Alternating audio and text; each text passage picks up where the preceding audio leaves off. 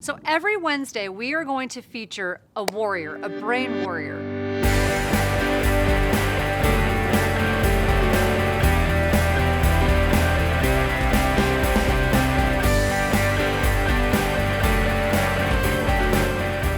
Maybe because of my own challenges in my life, I've been through a lot, overcome a lot, and when I see somebody who has really overcome something that seems impossible, I just have to know more about that.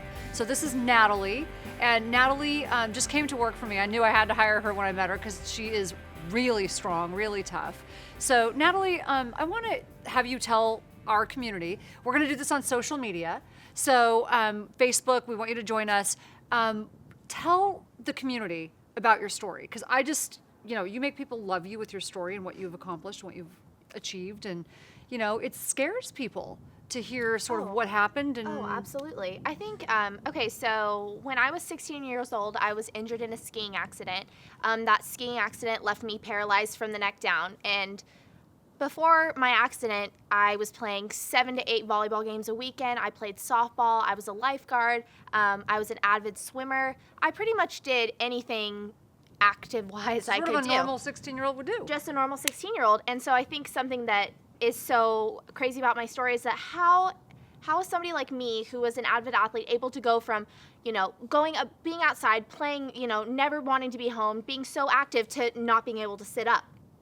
And so I think that that's something that many of us struggle with, is that the art of change and the art of transition. And when things don't go our way and life throws us a huge curveball, how do we step up to the plate, and how do we hit that curveball out of the park? Well, I have to tell you, the part about your story, when I was talking to you and I said, so when did you know that you were not going to be depressed anymore, that you were going to not let this defeat you, that you were, going to fight? And you looked at me almost like confused or irritated. I don't know what the look was, defiant. And you're like, I never thought that. I never was depressed or didn't think I wasn't going to fight. I always knew I was going to fight. But you said something to me. I don't know exactly what it was. I want you to tell them. You said I was was it annoyed or irritated when the doctors told you that you weren't going to move? Oh, absolutely. I mean, I was 16 years old, and I had doctors coming in telling me that I was never going to be able to breathe on my own. I was never going to be able to sit up. I was never going to be able to drive, never going to be able to be independent. And at this point, I'm 16 years old. I'm thinking about getting behind a wheel. I'm getting my license, and I'm thinking about becoming more independent. And to have that hope stripped from you was detrimental. I can't even imagine. Was just so detrimental to me. And for me, it took a lot to have to dig down deep and say, this isn't me. I don't determine what other people say and how that affects my life. I determine what I do to affect my life. So at that point, I just said I had to change my attitude, and I just said, you know what, I'm in charge of my life. Love that. And I determine, and so now we call it my natitude. And it's I love that. And the natitude is that, anything that somebody can throw your way, people are going to tell you that you're not good enough, you're not pretty, you're not skinny, you're disabled, you're never going to be able to do this, you're never going to be able to do that. And you have to, and for me, my attitude is that I know what I'm capable of, and I'm willing to go the distance to get there.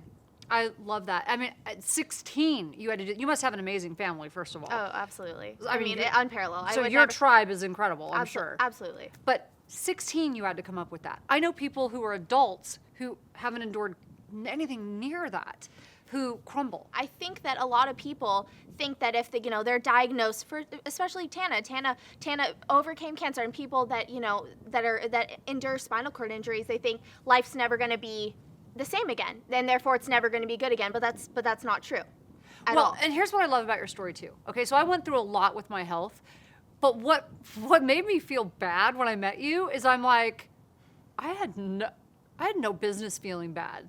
Like, what I went through wasn't nearly what you went through, and I did sort of crumble. Now, part of it was hormonal and biological, and I didn't know that was affecting me that way. I wish someone had warned me, which is why I'm doing what I do, to warn people, to let them know how their hormones affect them so they don't go through what I went through, right? But when I hear your story, I'm like, what a wimp I was. But that's why we're doing this. It's to inspire people. It's to let people know, my gosh, you live this amazing life. You live this life full. and I do. just as a warrior. I mean, you're a warrior. And I think being a warrior is it encompasses so many different features of somebody. It encompasses their drive, it encompasses their strength and their will and their power, and just ultimately their will to just keep going. And when things get tough, just to stick their feet in and just keep, whether it's keep running or keep rolling or keep exercising or whatever that you're going to do that makes you feel good, but ultimately just making commitment not only to the universe but to yourself. And I think that's one of the biggest things of being a warrior. Well, and one thing that you told me about your story early on was you and your family, when you decided to become you were always a warrior, but you knew that you were not going to give up on walking, which, by the way, you walk now. I do. She walks. Okay, I just want to throw that out there. I saw her videos and I was like, oh my gosh, that was just the coolest thing I've ever seen. And I think one of my biggest achievements was that when I was injured my sophomore year, I was told I was never going to be able to stand, sit up, all of that jazz. And I made it my goal to walk at my high school graduation and get my diploma. That's unbelievable. And I did that. She walked up and got her diploma. So you walk, you drive, you do all those things. You went to USC. I did. And did you live independently? I did. Okay, all the things they told her she would not do. Now, you remind me a little of me like that. Like, best way to get me to do something is tell me I can't or I won't. Oh, absolutely. So I love that. I love that warrior mentality. But you also told me that when they told you weren't going to do that, immediately you guys jumped in and you're like, we're going to find the people who are going to help us do that. Absolutely. So you sought out a tribe that were going to help you achieve your goals. Absolutely. And when you go through, an injury like mine, there's going to be so many people around you that are just medically speaking to you what they know. A lot of defeatists.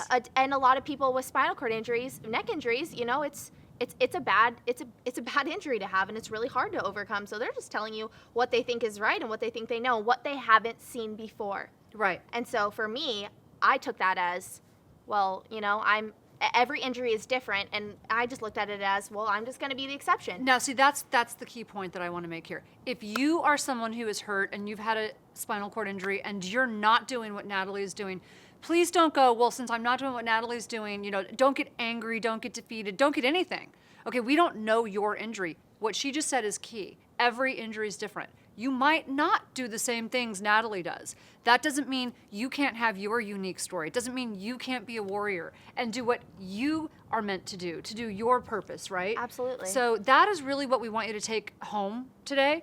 I've got so many warrior stories. Every single one of them is unique. Your story is unique. What you were able to accomplish with whatever skills you have, we just want you to focus on what you can do, not what you can't do. Absolutely. And you have so many things.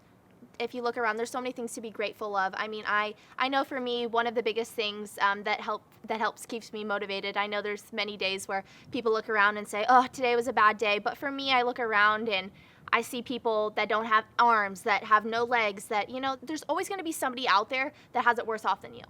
And Right. So if you can keep that in the back of your mind on your bad days, and on your good days, remember how great you have it, you'll be really pleased with what you see. I know that I am.